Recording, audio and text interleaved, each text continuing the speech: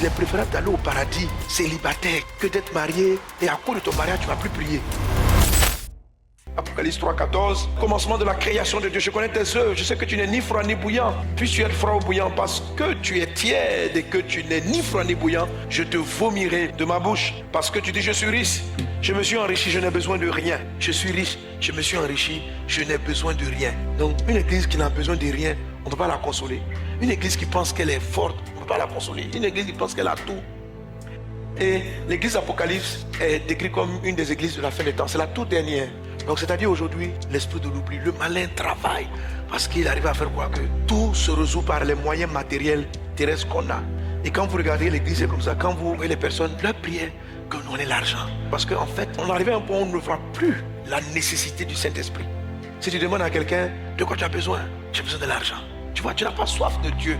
Tu as soif de l'argent. Dieu n'a qu'à te donner l'argent, tu vas réaliser. Et l'église de l'Odyssée, Satan était arrivé à lui fournir les moyens, les ressources dont elle avait besoin. Elle dit, mais c'est fini. Si je veux voyager, je voyage. Si je veux faire une campagne, j'achète le matériel, je vais faire ma campagne. Mais il n'y avait plus la vie de Dieu. Il n'y avait plus la vie de Dieu. C'est pourquoi il faut faire attention. Très souvent, il faut faire attention que ta soif ne s'arrête pas parce que tu as eu l'argent. Ta soif de Dieu ne s'arrête pas le jour où tu t'es marié. C'est pourquoi la Bible dit que si quelqu'un a soif, qu'il vienne après moi. La soif est une chose de l'esprit. Elle se cache derrière des besoins matériels. Mais le vrai but, c'est la soif. Tu crois que ta vraie quête, c'est le mariage. Mais en fait, ce que tu cherches là, c'est le Saint-Esprit. C'est pourquoi tu vas demeurer insatisfait même après ton mariage. Tu vas te marier et tu vas voir que, en fait, tu n'es pas comblé. Tu n'es pas comblé. Tu vas dire, ah, je cherche mon mari, mais comme c'est un besoin virtuel. Donc tu crois que si je voyage de temps en temps avec mon conjoint, on va en voyage, ça va combler le vide. Vous faites voyage, vous revenez. Quelques semaines après, vous allez vous rendre compte que, non, tu dis, j'ai des filles, mais il me faut garçon. Tu vas voir garçon, tu vas dire, ah, mes enfants, ils ne sont pas dans l'école que je souhaite. En fait, tu es toujours en train de courir après quelque chose, mais tu ne sais pas que ce que tu cherches là, c'est sa présence en fait. C'est sa présence, c'est ce dont tu as été privé. Mais comme une présence du Saint-Esprit, elle est virtuelle, elle n'est pas palpable. On essaie de lui donner un nom avec quelque chose de matériel. Alors dans ces temps de la fin, tenez, vous avez la paix, vous priez tranquillement, je vous donne l'argent. Et l'église arrive à dire, on n'a besoin de rien. Et Dieu dit, je vous vomis de ma bouche. Nous allons prier pour l'église. Que Dieu lève une église assoiffée de sa présence. Parce que le fait qu'on ne soit pas assoiffé de sa présence est un grand piège. Ça permet aux malins de travailler parmi nous, de nous faire oublier tout ce que Jésus a dit et de nous rappeler seulement de l'accomplissement de nos besoins.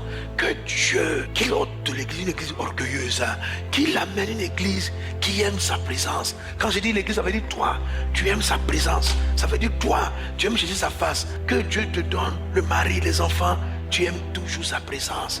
Tu aimes toujours sa présence. Ouais, le nombre de gens qui perdent leur zèle le jour où ils sont mariés, qui perdent leur zèle quand ils ont du travail, qui perdent leur passion pour Jésus. On a des gens par exemple qui étaient toujours aux prières. Quand on fait prière 24, ils étaient tout le temps. Le jour où tu leur as donné du travail, même un jour même pour venir, ils ne viennent plus. Mais dans le chômage, tous les jours il était ici. Rukata, Rukata, Rubrakata, Rababa. On dit, oh, quel frère zélé, quel frère zélé. Dans ça là, on lui a trouvé du travail. Après même il a quitté l'église. De ta galère là, on lui a donné un petit travail. Il est venu voir la responsable. Ah vraiment j'ai eu du travail. Je ne pourrais plus venir. On dit mais viens un peu quand je suis libre. Donc tu ne peux plus. Et il tombe dans la tentation. Pourquoi? Parce que le travail était pour lui un pied. C'est pourquoi des fois vous priez pour que les gens travaillent. Dieu ne les fait pas travailler. Dieu sait que le jour où ils vont travailler, c'est le jour de leur rétrogradation. C'est le début de leur chute. Et c'est ça aujourd'hui. On est beaucoup affaibli. Parce que c'est comme si pourvoir à nos besoins, ça peut être un piège.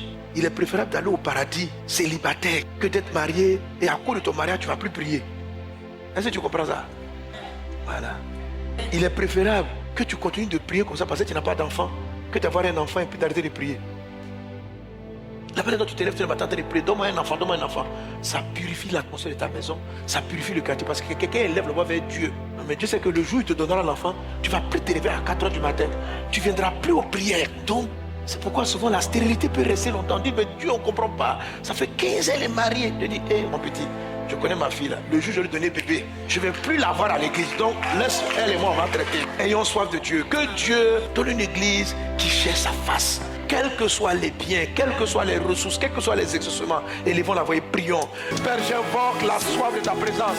J'invoque la soif du Consolateur. Jésus-Christ.